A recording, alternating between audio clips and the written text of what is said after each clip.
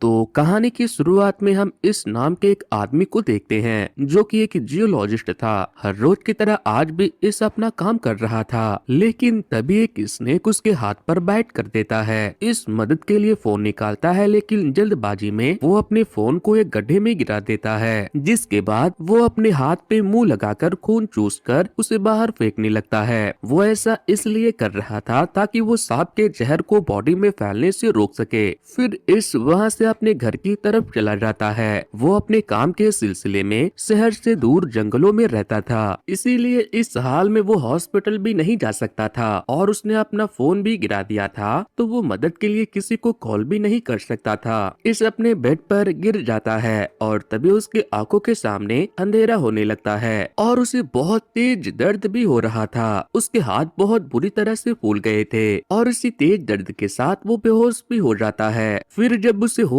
आता है तो 3 हफ्ते बीत चुके थे, मतलब कि वो 21 दिनों से बेहोश पड़ा था। इसके बाद वो अपनी कार लेकर अपने मॉम डैड के पास निकल जाता है, लेकिन रास्ते में उसे सड़क पर ना तो एक भी गाड़ी चलते हुए दिखती है और ना ही कोई इंसान। और तभी रास्ते में उसे एक इंसान की डेड बॉडी पड़ी हुई दिखाई देती है। वो अपनी कार से उतर कर देखता है तो वहाँ और भी बहुत सारे लाशें थी और सब कुछ रोड पर बिखरा पड़ा था। फिर उसकी नजर एक ट्रैफिक डिस्प्ले पे पड़ती है जिस पर लिखा हुआ था कि पैंडेमिक की वजह से गवर्नमेंट ने रिजाइन कर दिया और अब पूरे देशवासियों का भगवान ही भला करे। ये देखकर इस तुरंत भागते हुए अपने मॉम डैड के घर जाता है, जहां पहुंचकर वो देखता है कि उसके मॉम और डैड भी मर चुके थे। अपने मॉम डैड को मरा हुआ देखकर इस पागलों की तरह हरकतें करने लगता है, लेकिन फिर वो हिम्मत करता है और अपने गार्डन में गड्ढा खोदकर अपने मॉम डैड को वहीं दफना देता है। इसके बाद वो प्रे करने के लिए चर्च जाता है तो वहाँ भी बहुत सारे लोग मरे पड़े थे। फिर इस कन्वीनियंस स्टोर से जाकर एक बंदूक और अपने जरूरत का सारा सामान लाकर अपनी कार में रख लेता है और फिर वो अपनी कार से जिंदा बचे लोगों की तलाश में निकल जाता है ताकि उसे पता चल सके कि ये सब आखिर हुआ कैसे।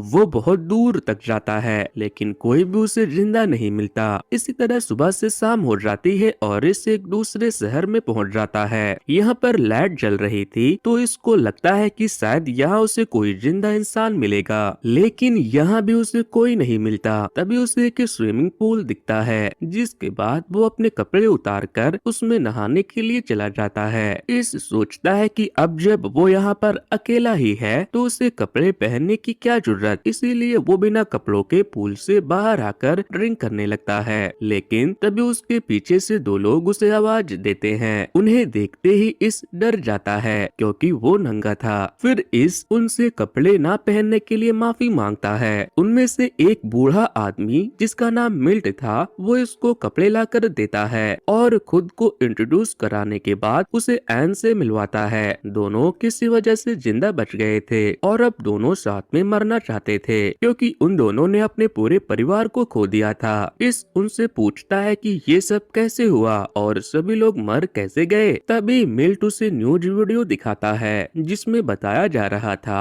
कि एक मिस्टीरियस वायरस से पूरी दुनिया इफेक्टेड हो चुकी है और कोई भी वैक्सीन काम नहीं कर रहा। इस कहता है कि मुझे याद है मेरी मॉम ने ऐसा कुछ बताया तो था, लेकिन ये इतना घातक होगा मैंने कभी सोचा भी नहीं था। एन कहती है कि मेरी एक लौती बेटी मेरे आंखों के सामने जूम कॉल पर मर गई। फिर एन कहती है कि अब हमारे अलावा कोई भी जिंदा नहीं बचा है, जिस पर मिल्ट कहता है कि नहीं, वैसे ही हो सकता है कि और भी ऐसे लोग हो जो कहीं न कहीं अभी भी जिंदा बचे हो। अब हमें अगले दिन का सीन दिखाया जाता है जहां इस एन के साथ बैठकर ब्रेकफास्ट कर रहा था। मिल्ट कहता है कि अब हम 2 से 3 हो चुके हैं तो अब हमें साथ रहना चाहिए, जिस पर इस कहता है कि नहीं, मैं यहाँ नहीं रुकने वाला। ये सुनकर एन उदास हो जाती है और वहाँ से चली जाती है। इस उसके पीछे जाता है तो वो रो रही थी। इस उससे कहता है कि तुम दोनों भी मेरे साथ चलो, हमें बाहर की दुनिया जाकर देखनी चाहिए, मगर एन मना कर देती है और इसको किस करने लगती है, लेकिन इस उसे पीछे करके वहाँ से बाहर चला जाता है और तभी उसे 2 गोलियां चलने की आवाज आती है। मतलब कि एन और मिल्ट ने आत्महत्या कर लिया था क्योंकि उन दोनों ने अपने पूरे परिवार को खो दिया था और अब वो अकेले जीना नहीं चाहते थे।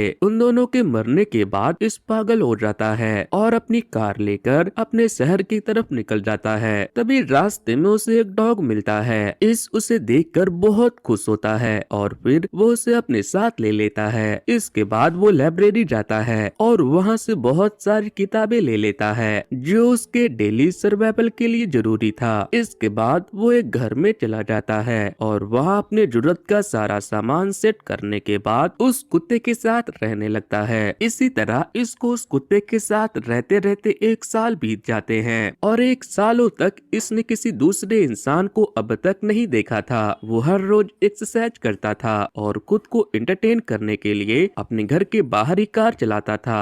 फिर एक दिन इसको अपने घर से थोड़ी दूरी पर मौजूद एक घर से धुआं उठते हुए दिखता है, जिसके बाद वो अपनी कार लेकर वहां चला जाता है। वो अपने सेफ्टी के लिए एक हथौड़ा भी अपने साथ ले जाता है, क्योंकि अब जब गवर्नमेंट थी ही नहीं तो लॉ एंड ऑर्डर कौन फॉलो करता। कोई भी अपने फायदे के लिए किसी को नुकसान पहुंचा सकता था। तभी इसको एक लड़की वहीं रुक जाने को कहती है। उसके हाथ में एक राइफल भी था। इस उससे कहता है कि मैं तुम्हें नुकसान पहुंचाने नहीं आया, मैंने बहुत दिनों से किसी को नहीं देखा। इस लड़की का नाम एमा था। वो इसके फीलिंग को समझती है और उसे अपने घर के अंदर बुलाकर चाय पिलाती है। एमा भी इससे मिलकर बहुत खुश थी, क्योंकि उसने भी सालों से किसी इंसान को नहीं देखा था। इसीलिए जब इस वहाँ से जाने लगता है तो वो उसे वहीं रहने को कहती है, जिस पर इस कहता है कि मेरा घर तुमसे बड़ा है, क्यों ना तुम मेरे साथ वहीं चल कर रहो। जिसके बाद दोनों इसके घर चले आते हैं। एमा जब उसके घर को घूम रही थी तो इस जाकर एक फंदे को काटता है, जिसे उसने अपने आप को खत्म करने के लिए लगाया था। फिर दोनों सुपरमार्केट से जाकर अपनी जरूरत का बहुत सारा सामान ले लेते हैं। इसके बाद दोनों साथ में रहने लगते हैं और सर्वाइवल के लिए खाना, पानी और सोलर से बिजली का इंतजाम भी करना शुरू कर देते हैं। दोनों एक दूसरे के साथ संबंध भी बनाते हैं, लेकिन इस बीच हर रोज एमा अपने परिवार को याद करती थी और बहुत दुखी होती थी। फिर एक दिन एमा इसको कहती है कि मैं प्रेग्नेंट हूँ, लेकिन ये खबर सुनकर इस बहुत परेशान हो जाता है, क्योंकि उसे समझ नहीं आता कि बिना डॉक्टर्स के वो बच्चे को डिलीवर कैसे करेगा।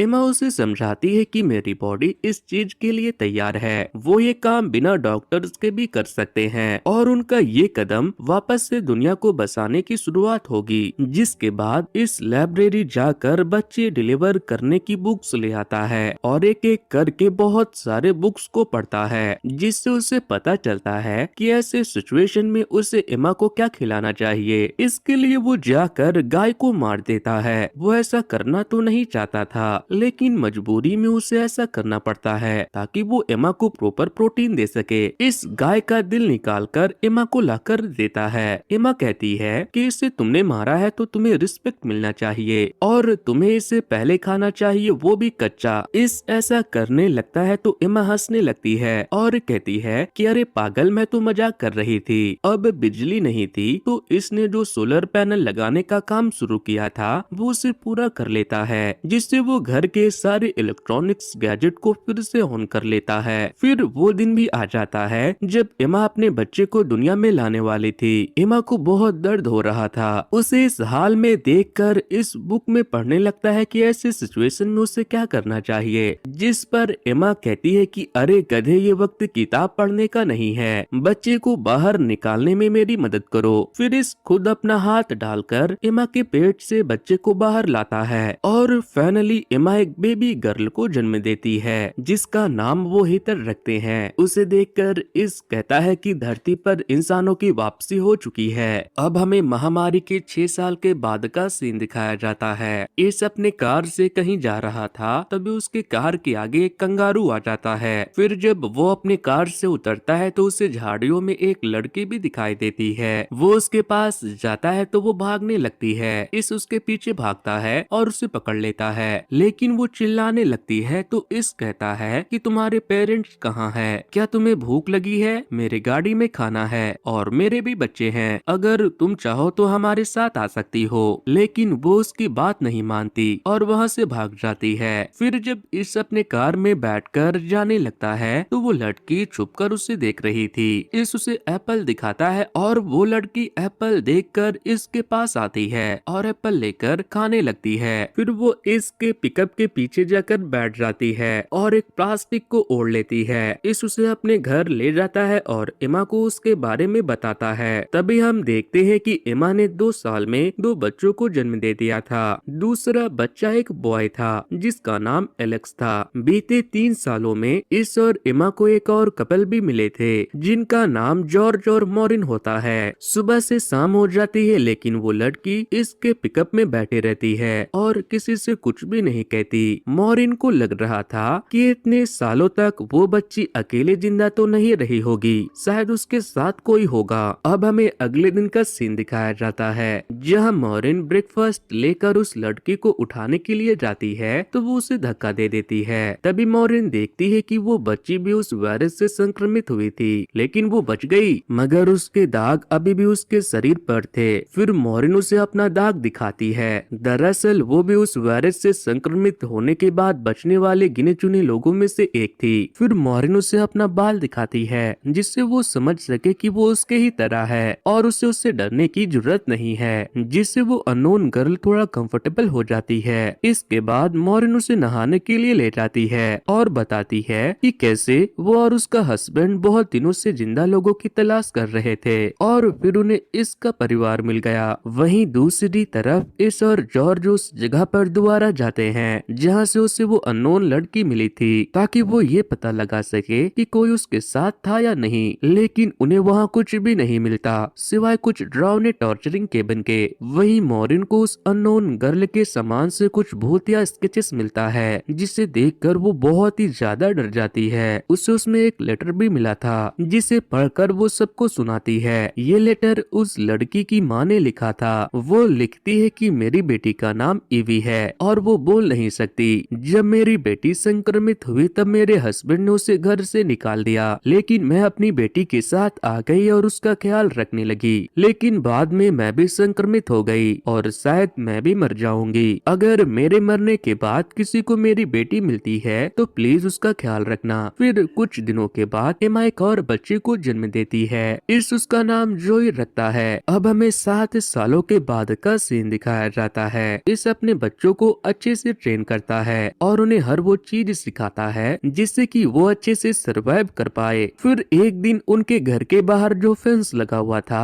उसमें से उसे किसी के टकराने की आवाज आती है। आवाज सुनते ही इस मॉरिन से कहता है कि वो बच्चों को अंदर ले जाए, जिसके बाद वो एमा और जॉर्ज मिलकर चेक करने के लिए चले जाते हैं। लेकिन तभी एक लड़की अपने हाथ में बंदूक लिए एमा से बंदूक नीचे करने को कहती है और तभी वहाँ पर 2 लोग और आ जाते हैं और उन्हें बंदूक नीचे करने को कहते हैं। एमा देखती है कि उनके साथ एक बच्चा भी था जिसे देखकर वो बंदूक नीचे कर देती है। इसके बाद वो लड़की एमा को बताती है कि मेरा नाम मोली है और ये है मेरा हस्बैंड इजरा और ये मेरी सौतन जेन। मोली उस पर गन पॉइंट करने के लिए माफी मांगती है और बताती है कि वो डर गई थी, जिसके बाद इस उन्हें अपने घर ले जाता है। तभी मॉरिन जेन को पहचान लेती है और पूछती है कि क्या तुम म्यूजिशियन हो, तो वो कहती है हाँ। मॉरिन बताती है कि मैं आपकी बहुत बड़ी फैन हूँ। फिर मोली कहती है कि हम लोग बस बेटर फैसिलिटी के तलाश में कई सालों से घूम रहे हैं। एमा कहती है कि ये जगह काफी बड़ी है, अगर तुम चाहो तो हमारे साथ यहाँ रुक सकती हो, जिस पर वो लोग भी एमा का शुक्रिया करते हैं और यहाँ रुकने के लिए मान जाते हैं। लेकिन एमा की इस बात से थोड़ा नाराज था क्योंकि उसे इतने लोगों का एक साथ रहना कुछ ठीक नहीं लग रहा था और वो भी एक ऐसा आदमी जिसके पास 2 बीवियां थी और उनके पास एक राइफल भी था। खैर अब एमा ने कह दिया था तो इस क्या ही करता। वहीं दूसरी तरफ इजरा भी मजे से अपनी दोनों बीवियों के साथ सो जाता है। वाह क्या बात है। अब अगले दिन इस मोली इजरा और जिन को अपने साथ मिलकर सुपरमार्केट से सामान लेने के लिए ले जाता है। यहाँ पर बहुत सारे सुपरमार्केट थे जहाँ से इस फ्री में अपने जरूरत का सारा सामान ले लेता था। बहुत सारे सामान एक्सपायर तो हो चुके थे लेकिन फिर भी उन्हें इस्तेमाल में लिया जा सकता था। मोली एक डॉक्टर थी इसीलिए वो हॉस्पिटल से बहुत सारा मेडिकल सप्लाई ले लेती है। वहीं जिनको वैन की तलाश थी उसे भी वो मिल जाता है। फिर रात को सभी मिलकर पार्टी करते हैं और जेन गाना भी गाती है। इसी तरह महामारी के 14 साल बीत जाते हैं और अब इन्होंने बहुत सारे बच्चों को जन्म दे दिया था और बच्चे बड़े भी हो रहे थे।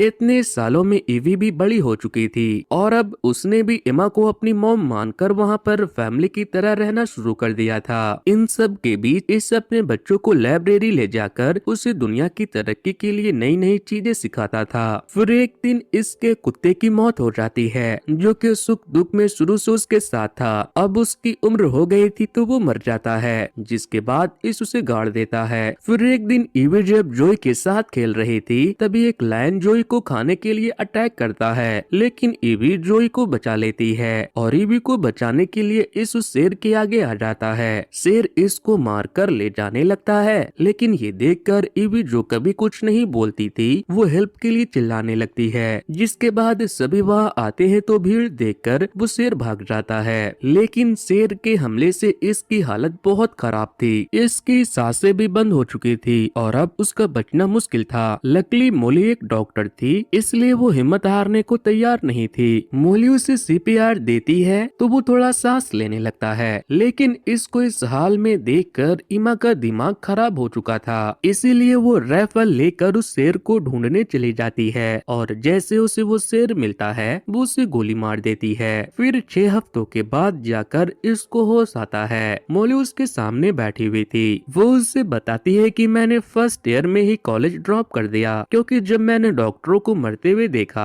तब मैंने बस अपनी जान बचाने का फैसला किया, लेकिन आज मैंने तुम्हारी जान बचाई। इसके बाद वो उसे लेकर बाहर जाती है, जहाँ सभी उसे वापस चलता हुआ देखकर बहुत खुश होते हैं। अब हमें 17वें साल का सीन दिखाया जाता है, जहाँ इसका बड़ा बेटा एलेक्स एक वॉच टावर से नजर रखता था ताकि कोई घुसपैठिया या कोई जानवर उसके इलाके में न आ जाए। वहीं इसका छोटा बेटा जोई पढ़ाई पर ध्यान देता और मछलियाँ वगैरह पकड़ता था, लेकिन एलेक्स को लगता था कि उसके डैड सबसे ज्यादा प्यार जोई और हीटर से ही करते हैं और वो बीच वाला है इसीलिए उसे कोई प्यार नहीं करता। वहीं इसकी बड़ी बेटी हीटर रॉफ के साथ अपने नेबरहुड में जाकर घूमते रहती थी। रॉफ जेनी और इजरा का बेटा था और मॉली उसकी सौतेली माँ थी। एक उम्र के होने की वजह से दोनों एक दूसरे को पसंद भी करने लगे थे। फिर एक दिन वो जाकर अपने पेरेंट्स से कहते हैं कि हम दोनों साथ रहना चाहते हैं और बाहर की दुनिया को एक्सप्लोर करना चाहते हैं। दोनों के पेरेंट्स उन्हें अलाउ करते हैं और उन्हें जरूरत का सारा सामान और सेफ्टी के लिए एक राइफल देकर अलविदा कर देते हैं। सभी उनके जाने से बहुत दुखी थे,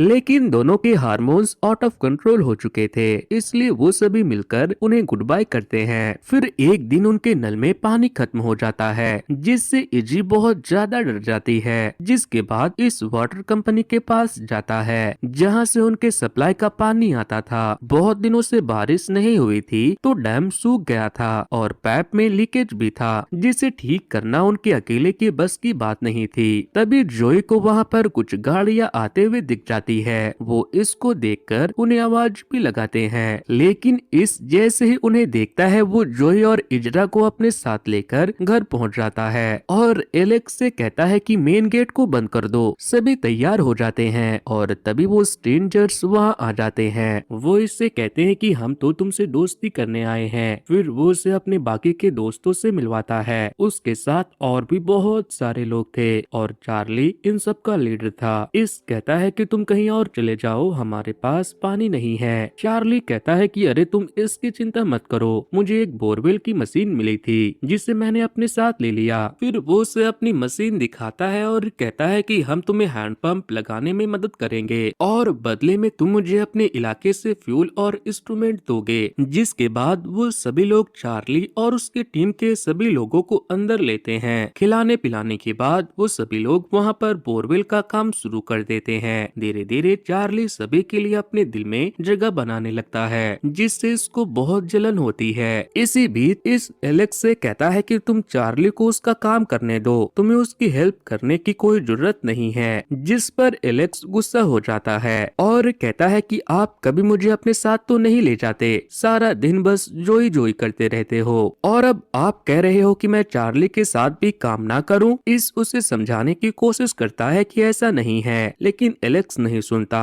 और वहां से चला जाता है। खैर हफ्तों के मेहनत के बाद उन्हें पानी मिल जाती है, जिससे सभी बहुत खुश होते हैं और खुशी के मारे नाचने कूदने लगते हैं। आज रात पानी निकलने की खुशी में सभी पार्टी करते हैं। चार्ली एलेक्स को अपने साथ आई एक लड़की के साथ जाकर डांस करने को कहता है, और ये देखकर इस चिढ़ रहा था और तभी सभी चार्ली चार्ली भी चिल्लाने लगते हैं, जिससे इसको और जलन होती है। मगर रात को जब इस घूम रहा था तभी वो चार्ली को ईवी के कमरे से बाहर आते हुए देखता है। वो भागकर उसके पास जाता है तो पता चलता है कि चार्ली ने ईवी के साथ जबरदस्ती किया है, जिसके बाद वो अपने फैमिली मेंबर के पास जाता है और उन्हें सारी बात बताता है। ईवी को इस हाल में कोई भी देख नहीं पाता, सब बहुत शर्मिंदा होते हैं। जिसके बाद इस एक मीटिंग बैठाता है और अपने सभी लोगों को समझाता है कि वो यहाँ सिर्फ हमारे औरतों के लिए आया है और हम उस दरिंदे को अपनी जान से प्यारे बच्चों के साथ ये सब करने नहीं दे सकते।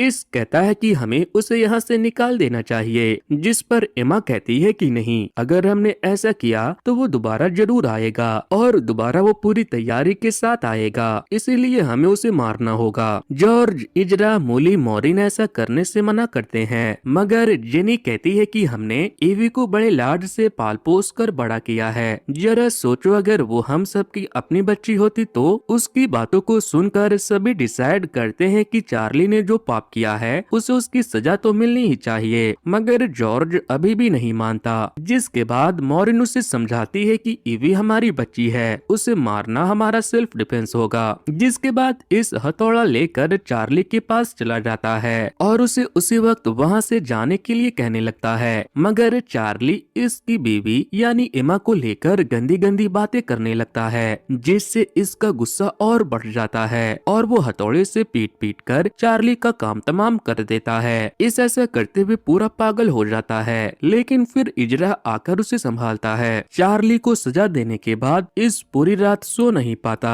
फिर नेक्स्ट मॉर्निंग जेनी और मोली चार्ली की वाइफ पेरी के पास जाते हैं और उसे बताते हैं कि चार्ली नहीं रहा। वो समझ जाती है कि उन्होंने उसे रात के गलती के लिए सजा दी, लेकिन पेरी चार्ली की मौत से बहुत खुश थी। वो बताती है कि चार्ली एक बहुत ही घटिया इंसान था, उसने बहुत सारे लड़कियों का शोषण किया है, वो उसे थोड़ा भी पसंद नहीं करती थी और बस उसके गुलाम बनकर जिंदगी जी रही थी। चार्ली के बाकी के फ्रेंड जब जागते हैं तो मोली सभी को गन पॉइंट पर ले लेती है और कहती है कि तुम्हारा दोस्त चार्ली जा चुका है, अब तुम लोगों के पास बस दो ही ऑप्शन है, या तो तुम यहाँ से चले जाओ या फिर हमारे साथ रहो। कोरी कहता है मैं तुम लोगों के साथ ही रहूंगा, मगर साइलस कहता है कि तुम पागल हो गए हो क्या, इन्होंने हमारे दोस्त को मार दिया। कोरी कहता है कि उसने वैसे कर्म ही किए थे। पेरी भी यही रुकने का फैसला करती है और उन दोनों को देखकर चार्ली के बाकी के लोग भी वहीं रहने का फैसला करते हैं, लेकिन साइलस नहीं रुकता और वहाँ से अकेले ही चला जाता है। इसके बाद एलेक्स इससे पूछता है कि चार्ली कहाँ गया डैड, तो वो कहता है कि बहुत दूर। वो पूछता है बहुत दूर से क्या मतलब, वो कहता है कि इतना दूर जहाँ से वो कभी वापस नहीं आ सकता। एलेक्स कहता है कि क्या आपने मुझे इसके बारे में कभी बताया था, तो वो कहते हैं नहीं। जिसके बाद एलेक्स वहाँ से चला जाता है। इसी तरह कुछ साल और बीत जाते हैं। जोई को इसने बुक्स पढ़ा पढ़ा कर उसे इंजीनियर बना दिया था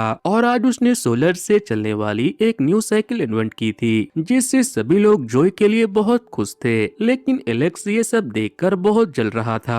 फिर उसी दिन रात को जोई की तबीयत बहुत खराब हो जाती है और वो बेहोश होकर नीचे गिर जाता है। मोली तुरंत उसका इलाज शुरू करती है और उसके सिम्टम्स देखते ही सबको बता देती है कि ये वही वायरस है जिसने दुनिया की पूरी आबादी को खत्म कर दिया। इसीलिए वो सभी को उससे दूर रहने को कहती है, लेकिन बहुत देर हो चुकी थी क्योंकि उनके बहुत सारे बच्चे बीमार पड़ चुके थे। कई दिन बीत जाते हैं लेकिन जोई की तबीयत में सुधार नहीं होती। फिर एक दिन हीथर घर वापस आ जाती है। इस उसे दूर रहने के लिए कहता है, लेकिन हीथर से रहा नहीं जाता। वो आते ही अपने डैड को गले लगा लेती है। इस पूछता है कि रॉफ कहाँ है, तो वो बताती है कि वो मुझे अकेला छोड़कर चला गया। फिर वो इससे रिक्वेस्ट करती है कि मुझे मेरे छोटे भाई का ख्याल रखने दो और फिर वो जाकर जोई के साथ सो जाती है। इसके बाद इस शहर जाता है और हॉस्पिटल से उस वायरस का वैक्सीन ढूंढने की कोशिश करने लगता है। उसे समझ नहीं आता कि कौन सा वैक्सीन उनके काम आ सकता है, लेकिन जो भी उसे अपने बच्चों को बचाने के लिए इम्पोर्टेंट लगता है वो उन सबको अपने साथ रख लेता है। वापस आने से पहले वो चर्च भी जाता है और भगवान से प्रे करता है कि मुझे नहीं पता कि तुम क्या चाहते हो, लेकिन प्लीज मेरे बच्चों को मुझसे मत छीनो, इसके बदले तुम मुझे ले जाओ, मैं उनके बिना जी नहीं पाऊंगा। वहीं हीथर जेनी को रॉफ के बारे में बताता आती है। वो बताती है कि हम दोनों साथ में बहुत खुश थे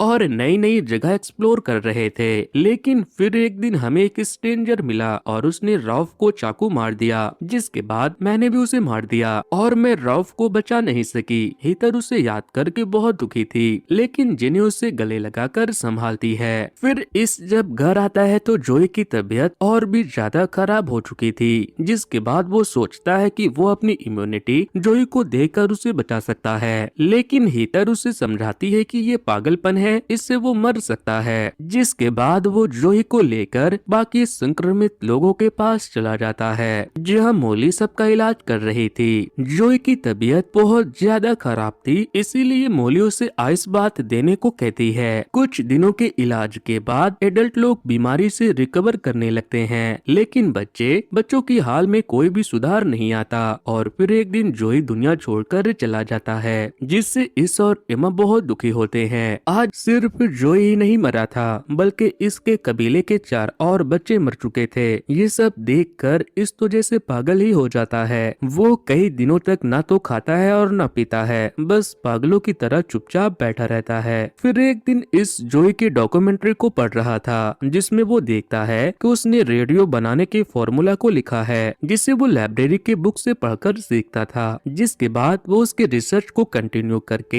एक कम्युनिकेशन रेडियो बनाने का फैसला करता है, ताकि वो ये पता कर सके कि क्या दुनिया में और भी लोग जिंदा बचे हैं और उनके पास कैसी फैसिलिटी है। इसके इस काम में सभी उसकी हेल्प करने के लिए मान जाते हैं और कई दिनों की मेहनत के बाद इस रेडियो बनाने में कामयाब हो जाता है, लेकिन उसे कोई कोऑर्डिनेट नहीं मिल रहा था। वो डेली अलग अलग चैनल पर रेडियो सेट करके बाहर के लोगों से कांटेक्ट करने की कोशिश करता है, लेकिन उसे कोई भी रिस्पांस नहीं मिलता।